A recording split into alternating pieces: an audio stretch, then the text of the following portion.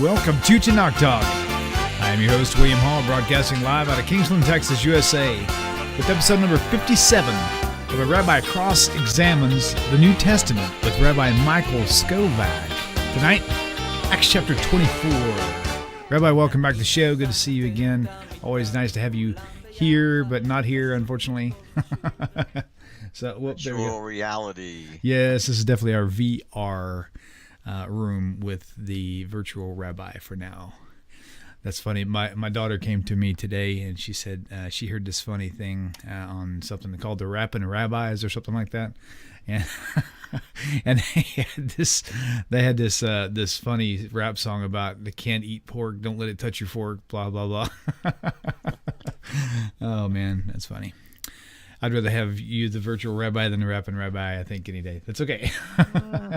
Sounds pretty interesting, though, that's for sure. You can have both. There we go. Cool. All right, so we're making our way across the Atlantic Axe, and man, we've tread a lot of water, so that's good. I think we're going to be. We have.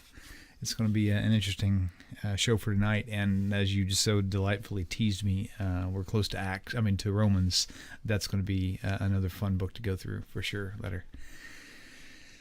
So, you know what? looking forward to it. Yeah.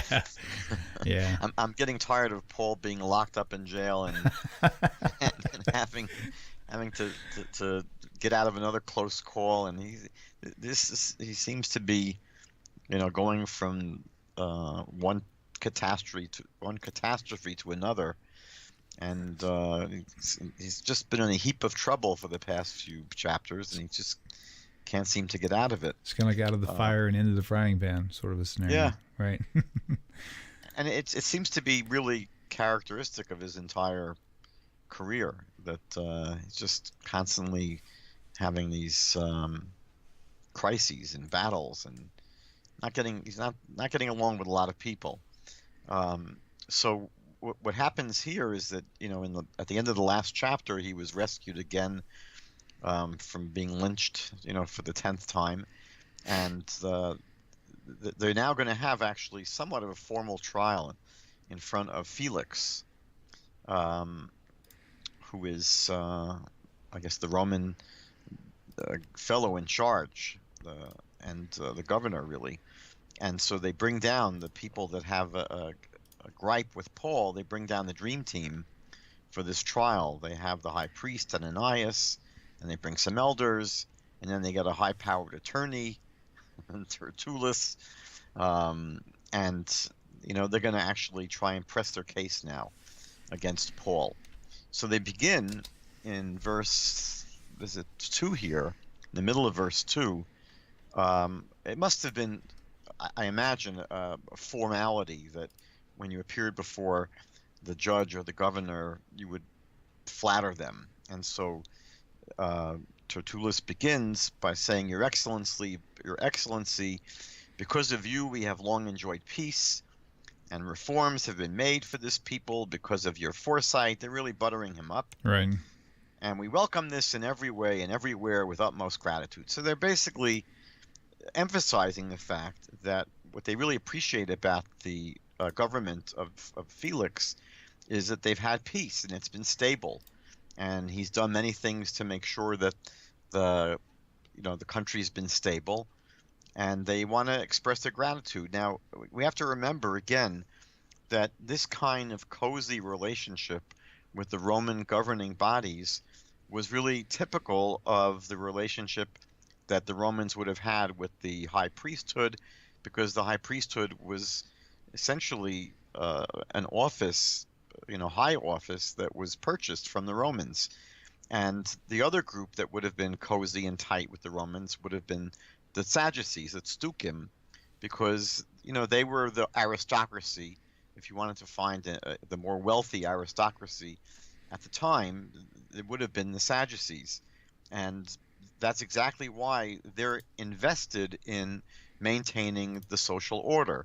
They don't want to see rebellions and riots and the stability challenged. They want to have law and order. They're the law and order candidates, and they want peace and they want stability. And they don't like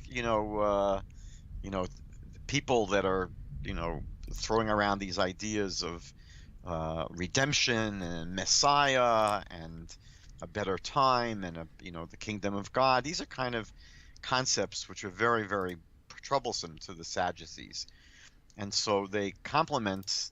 And so, really, what I'm trying to say is that the Pharisees, and who are normally the elders, for some reason, the writer here tries to drag in elders to give the impression that it's a united front against Paul. But the Pharisees and the elders, these are the exact people that did not accept Roman rule. These are the people that were praying for a overturning of the status quo. These are the people that were praying intensely for the Messiah to come and for the Romans to be booted out. And so it's not so strange that the ringleader here is the high priest, because that would have been the group of the Jewish people, would have been the priesthood and the Sadducees, who would have been really most cozy with the Romans and come here to present this case. So they say, in verse 4, we don't want to detain you any further. We know we don't want to waste your time. I beg you to hear us briefly with your customary graciousness. They're really being flattering here. So they say, we have in fact found this man, Paul, now I don't know how, I'm sure this is translated very, very differently in different translations. I have here the New Revised Standard Version, which says we found this man to be a pestilent fellow. I guess from the word pest. He's a pesty fellow. Many translations have plague, because you often speak about insects as a plague, and that they're pests as well. Pest control. That's often the euphemism they use for insects or pests. The Complete Jewish Bible calls it, where is it, verse 5? He's an agitator, yeah. Definitely pesty. Yeah, no, but before the agitation is when what verse was that? In verse 4. I'm sorry, in verse 5, we found this man to be a pest. Really, a pest. Yeah, that's what it says. But I think pest doesn't really capture. I think really he's a serious annoyance. Gotcha. Is the word I think they want to use. And they go on to explain he's an agitator. And that really is more clear. An agitator among all the Jews throughout the world. Now, we mentioned many times in Matthew that the writers of the Greek scriptures have a penchant for exaggerating and for going way overboard. Obviously Paul was not riling up the Jews throughout the world, all the Jews throughout the world. This is clearly an exaggeration, but they're accusing him of being an agitator. Now, I think in all the commentaries that I consulted with, agitator is seen here really as someone disturbing the peace, someone that is really riling up people against the Roman rule.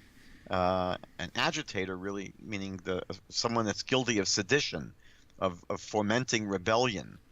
And so the attorney here, this Tertullus, is saying to Felix, look, this guy Paul, is just a bad apple. He's trying to cause trouble all over the world, and he's a ringleader of the sect of the Nazarenes.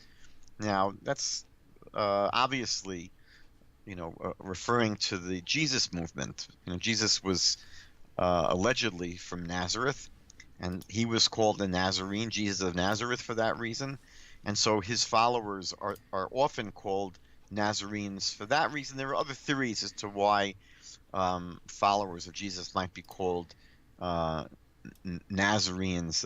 I've seen a whole bunch of theories, but for the time being, let's leave it at that this is referring to those who follow Jesus of Nazareth. So they're accusing him of that, and he even tried to profane the temple. We saw back in Acts 21 that they actually accused him of doing it, not trying to do it. They said he's even brought pagans or Gentiles into the temple. So here they just sort of water that down to he tried. Well, maybe it's not watering that. Maybe it's saying the same thing. And so we seized him. They did more than this, arrest him. They actually were about to kill him. They were about to lynch him. They sort of tone it down here. They didn't simply arrest him. And then they say, look, you'll examine him yourself. You'll be able to see what the truth is.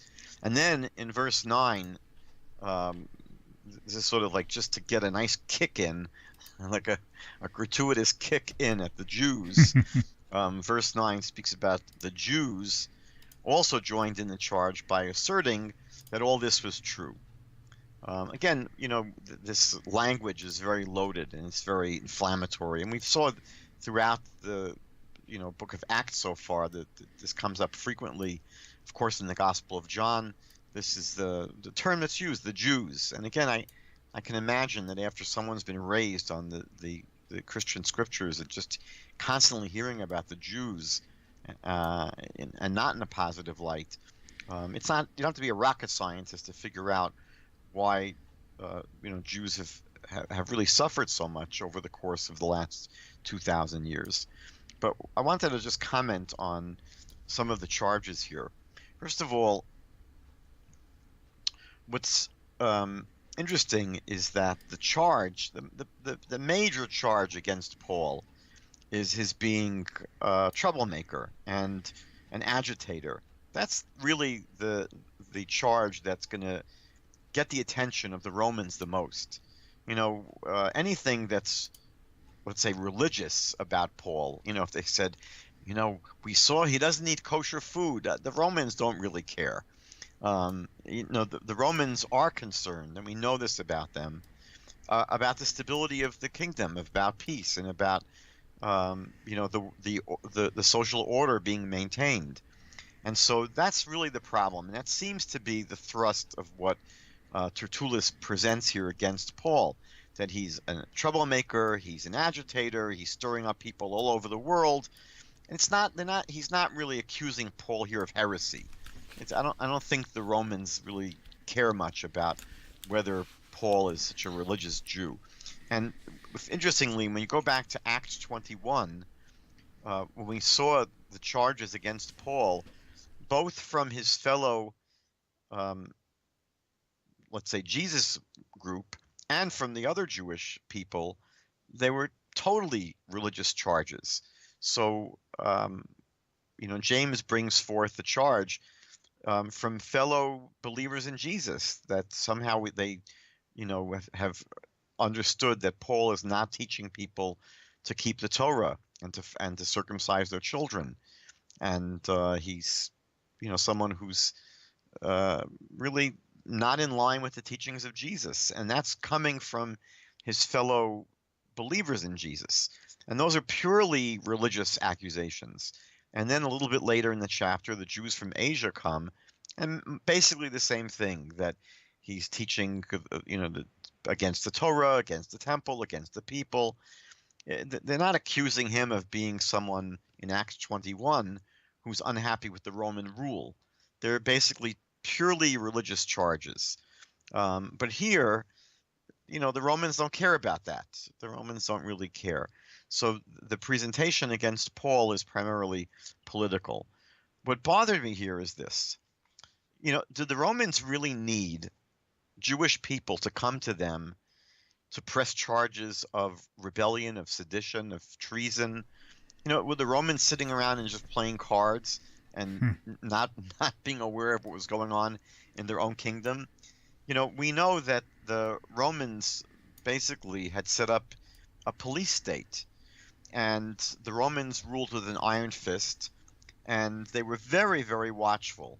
They're extremely watchful of any signs of rebellion, of sedition, of treason, of people who were stirring up any kind of movement that would challenge them and oppose them. They didn't need, the elders to come to them and say, "Ooh, do you know there's a guy that's making trouble?" The Romans would know it before anyone else would. And so it is strange that you have to have, these people who are not part of the government and not part of the police state come in and let the Romans know. And it's also something that happened back with the crucifixion of Jesus. It's so bizarre that they would have needed, a Jew, Judas Iscariot, to come and let them know about the whereabouts of Jesus. The Romans already had their eyes open for any kind of rebellion, especially around Passover time. And throughout the Gospels, we see that Jesus is hiding and he's telling people, don't spread the word that I'm the Messiah, don't spread the word that I did miracles. Jesus knew that the Romans were very watchful, and if they had any sense that someone was gathering crowds and performing miracles and claiming to be the Messiah, he would have been snuffed out in 2 minutes. And so when he comes marching into Jerusalem with a bunch of followers with swords saying that he's the son of David, the Romans would have arrested him immediately on the spot. He wouldn't have gotten 2 feet into Jerusalem.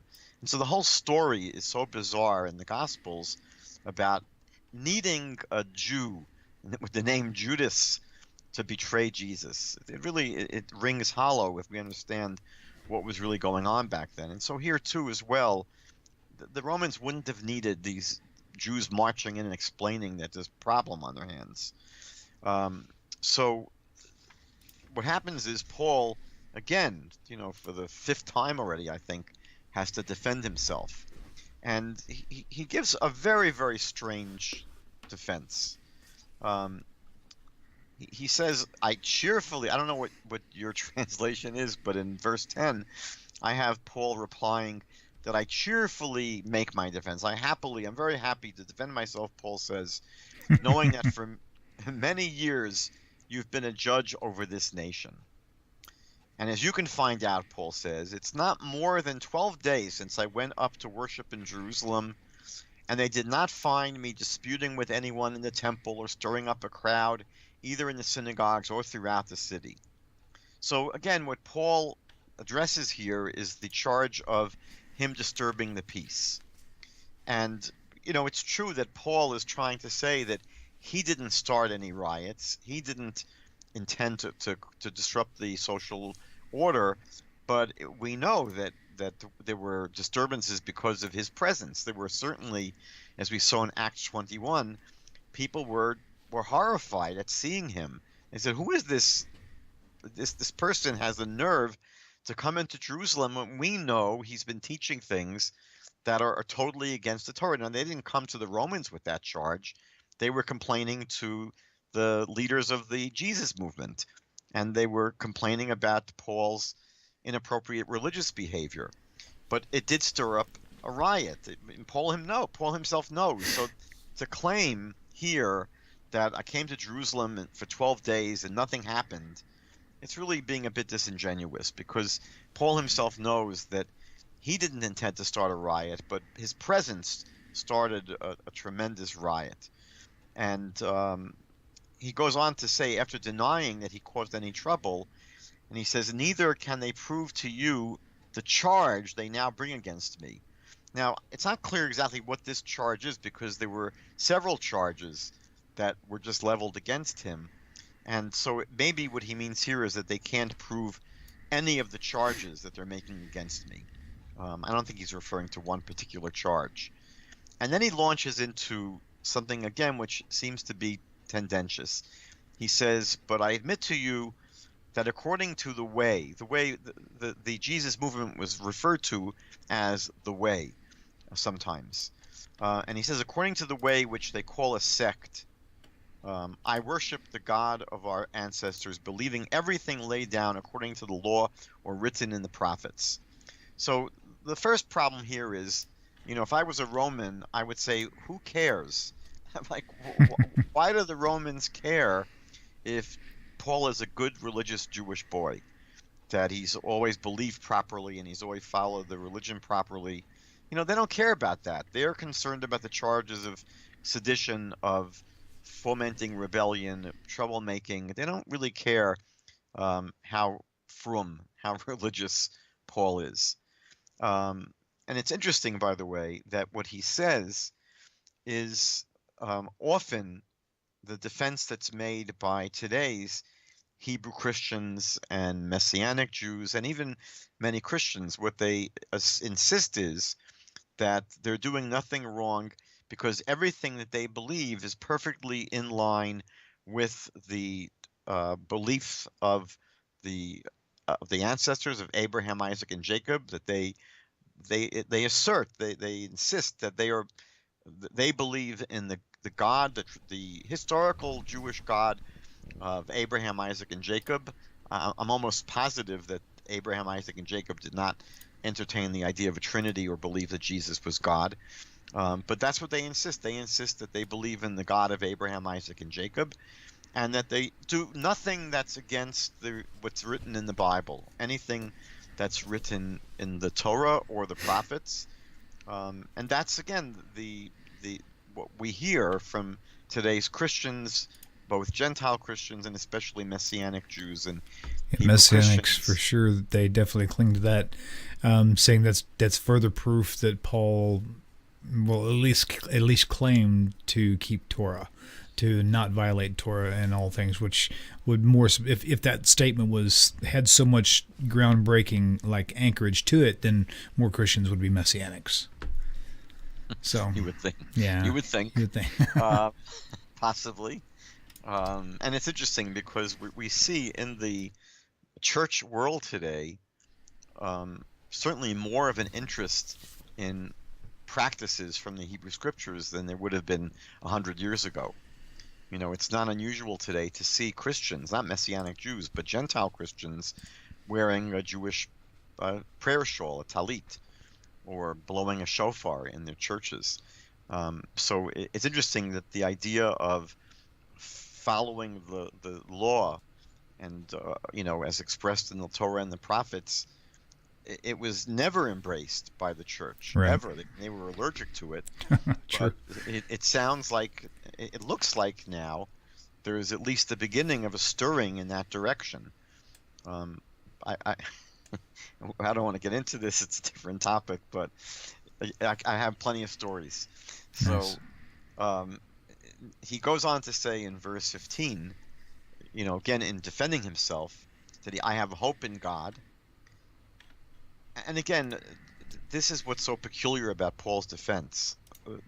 He's just on the wrong topic. He's answering the wrong questions here. The Romans are not interested in what he believes. They're not interested in, his theology, and he's just missing the point of the whole discussion. And he goes on to say, not only does he have a hope in God, he goes on to say a hope that they themselves also accept, that there will be a resurrection of both the righteous and the unrighteous. Now, what's strange is that the ringleader of this prosecution against him was the high priest, who was a Sadducee, and we know that the Sadducees did not believe in the resurrection of the dead. So the fact that he says here that they themselves accept this belief in the resurrection of the dead is a bit strange. It doesn't really apply when we come to the Sadducees. Now, whether or not there's a belief that the righteous and the unrighteous will be resurrected is not 100% clear. It does seem, when you read, at least on the surface, Daniel chapter 12, that both the righteous and the unrighteous will rise at the end of days. It's just that the righteous will have a good time and the wicked will not have a good time.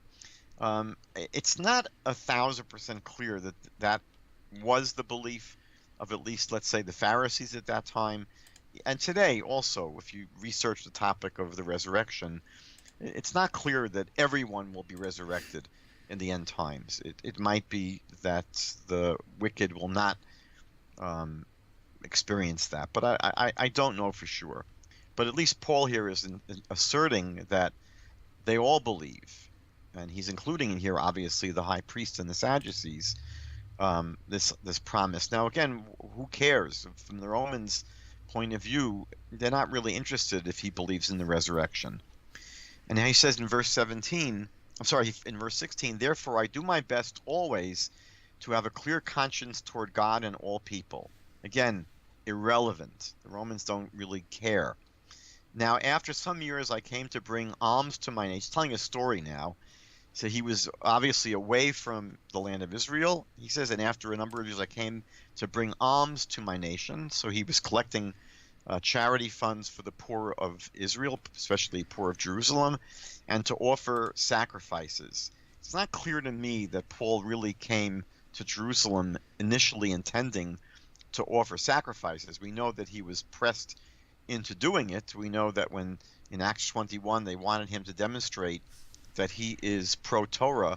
They had him sponsor the sacrifices of the four, I think it's four people that were Nazarites, Nazirim, and to participate to some degree in their temple service and to purify himself. So they made him do that, but it's not clear to me that when he originally came to Jerusalem is for that purpose. And then he says that while he was doing this is part of the story, they found me in the temple. These are the people that were complaining against Paul. He was completing the rite of purification without any crowd or disturbance. Paul is saying that there was no problem until these, troublemakers for the Jews from Asia came. And they're the ones, Paul says, that should have been here making the accusation, which is true, really. I mean, if the whole riot started because these Jews from Asia had some complaint against Paul, he's got a good point here. They should be the ones that are here complaining against me. And then he says, or let these men here tell what crime they have found when I stood before the council. So again, when he stood before the Jewish religious council, the concern they had were religious in nature, were spiritual in nature.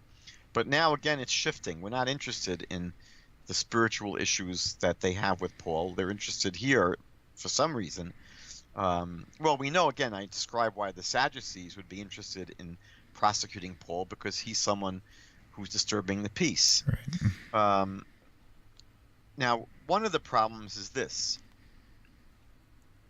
If Paul is disturbing the peace because he's part of the Jesus movement, so the question is, why aren't all the other Jesus followers being dragged into court like this? Right. Meaning that if the problem with Paul is that he is a believer in Jesus, and he believes that Jesus is the Messiah, and he believes Jesus is the King, and he only pledges his loyalty to Jesus as the true King of Israel, and he believes that Jesus is going to come back any minute to reign in Jerusalem and to literally throw out the Romans, that's something that would get all the Jesus followers in trouble.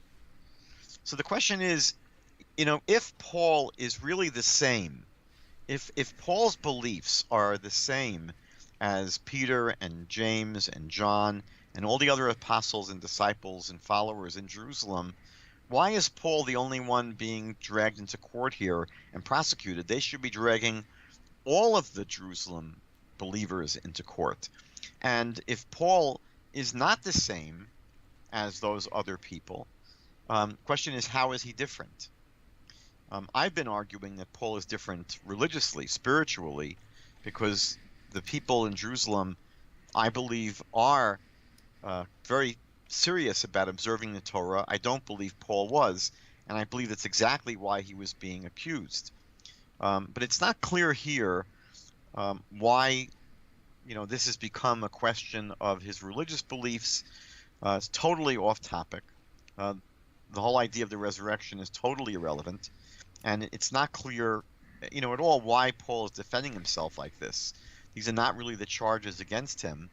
And then he says in finishing this story, he says, I don't know why these people that have dragged me into the court here have any problem with me, unless, he says in verse 21, it was this one sentence that I called out while standing before them, that it's about the resurrection of the dead that I'm on trial before you today. Now, again, that's disingenuous. Is Paul really being dragged before the Romans because he believes in the resurrection? Now, the only way you can understand this is that what it means is that he believes that there'll be not just the resurrection that happened with Jesus, but that Jesus will be brought back to life again, what Christians refer as the second coming. That might get Paul into trouble, because if he's advocating this idea that there's going to be someone coming soon, from the dead, but he's going to be the king and the ruler, that might disturb the Romans. But the idea that he believed in the past that Jesus was resurrected and then went up to heaven, later on, that wouldn't disturb the Romans, and it's not why he would be called in front of the Roman court here, in front of Felix. If it's just the idea, which he seems to be implying here, he's not saying about the resurrection of one dead person. He's saying it's the resurrection of the dead. I mean, the principle that I believe that the dead will come back to life. Right. Again, that was only stirring up some controversy between the Sadducees and the Pharisees. But this is not a trial between the high priest and Tertullus and all the people there against all the Pharisees. It's against Paul in particular. So it's not really clear what he means here, and what this would mean at all to say that, this must be the real reason I'm in trouble. It's all about the resurrection of the dead that I'm trial before you today. Really a sort of peculiar thing for him to call out. So we're told in verse 22 that Felix, who was informed about the way, he knew quite a bit about this movement. It's not clear if he knew only about the Jerusalem group or he also knew about Paul's group. Did he know that they may not be exactly on the same page, or did he think, for whatever reasons, that they were all on the same page? He adjourns. He doesn't want to finish the trial at this point. And he says, look, well, when Lysias, the tribune, comes down, then we'll decide your case to Paul. It's interesting that I mentioned a few moments ago that, if the problem here is what Paul believes, then really it's not only he that should be dragged into court, it should be all of the followers of Jesus, especially when we remember that Paul was a Roman citizen. That was something that was his ace in the hole that saved him from trouble in the past. So, if there's a problem with people who believe in the resurrection, well, that would be the case with Peter and James and John and all the people that were in Jerusalem, part of the Jesus movement, and they weren't Roman citizens, as far as I understand. And so why weren't they the ones dragged into court way before Paul? Yeah, that's a good point. So the whole story is a little bit peculiar. So finally what happens here is that Felix comes with his wife Drusilla, who apparently was the daughter of Herod Agrippa I, and she was a Jew. And it might be one of the reasons why he knew a little bit about this Jewish sect called the Way. And it's a very peculiar little story that happens now. So when Felix's wife comes, he sends for Paul, and apparently he hears Paul giving his testimony religiously. Paul gives him a whole talk about his faith in Jesus being the Messiah, Paul's beliefs about justice, about self-control, about the coming judgment. I mean, he basically gives a whole sermon, a whole church sermon to Felix, and it's not really clear, was Felix asking for this kind of discussion? Did Paul just get bold and launch into his witnessing here? It's a very strange interaction. It's not clear why Paul launched into this. Was Felix asking for it? And then we're told that Felix became upset and frightened by what Paul was saying.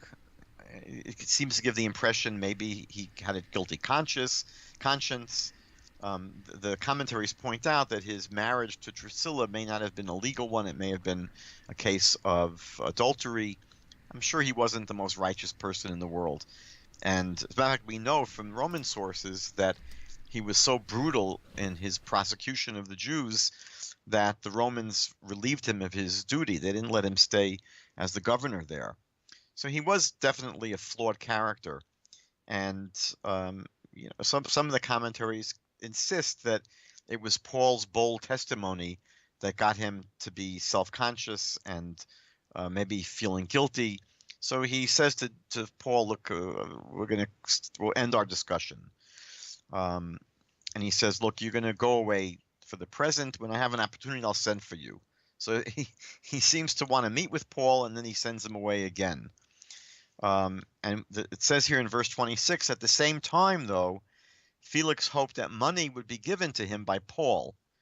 So I guess this seems to suggest that the whole reason maybe he wanted to meet with Paul in verse 24 was to get Paul to possibly offer a bribe, maybe in the sense that, look, I'm locked up in prison here, and I'm a Roman citizen, and the Jews, want to prosecute me. Maybe you can pull some strings and, ship me out and get me saved and right. get me out of here. So it's not clear what really is going on here, but apparently it's revealing that Felix's motivations were to somehow secure some kind of bribe from Paul. And then we're told that after 2 years had passed, Felix was finally succeeded by another governor. I'm not going to even try to pronounce his name. Porcius Festus. When I was about, I think 9 or 10 years old, that was one of my nicknames, Festus. Don't ask me why. There's a character on Gunsmoke that's actually named Festus. That's funny. I remember that when I was a kid. You cannot be old enough to have watched Gunsmoke. Man, I used to love Gunsmoke. That was a TV show when I was a kid. Oh, are we closer in age than I thought? Maybe. I don't think so. Maybe you're watching reruns. Probably. I definitely wasn't live. I'm pretty sure. So, that's funny. What's strange here is that it seems that Paul's in prison for 2 years. He's languishing in prison until this new sheriff comes to town, and he wanted to grant the Jews a favor, so he let Paul stay in prison. It's a way of getting another kick in at the Jews, because it's not just some Jews, the Jews that had a gripe with Paul, it's the Jews, giving the impression that it's every single last bar mitzvah boy in Jerusalem was hoping that Paul's going to be left in prison. So it is interesting that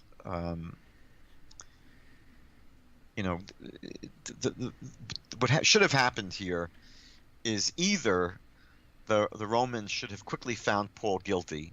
I think that if he really was guilty, and even suspected of being guilty of treason, of sedition, of challenging Roman rule, the Romans would have found him guilty in 3 seconds. Mm-hmm. And so he really should have either been found guilty immediately or just released immediately. There'd be no reason for the Romans to keep him in jail endlessly, delaying judgment. The Romans weren't afraid of the Jews, and they did that in the story of the crucifixion, that Pontius Pilate wanted to let Jesus go, but they say that he was just afraid of the Jewish mob who was clamoring for the crucifixion of Jesus. I mean, the idea that Pontius Pilate was intimidated by the Jews is just absurd. And so the same thing seems to be going on here, that the Romans need to grant the Jews a favor, and so that's why they left Paul in prison. The Romans didn't need to do anything for the Jews. The Jews were so incredibly subordinate to the Romans, beholden to them for their very breath. It just seems to be a strange retelling of what probably happened back then. But that's where we're going to leave off for tonight, and we'll continue the saga of Paul in prison next week of Acts chapter 25. Yeah, that's funny. That's going to be a good one. Michael Faircloth on the YouTube chat, he said, it seems like Paul really enjoyed hearing the sound of his own voice. Could very well be. Well, Rabbi, it's been fun once again. Ladies and gentlemen, thank you for tuning in. We'll see you same time, same place next week, Hashem willing. Rabbi, have a great week. Shavua Tov. Shavua Tov, everybody. We love you guys. Y'all take care. All the best. אני אתה אתם תמיד תמיד כולם ביחד חשוב מכל חשוב והכרחי להיות ביחד איפוק זו העוצמה ויתור זו הגדולה השאיפה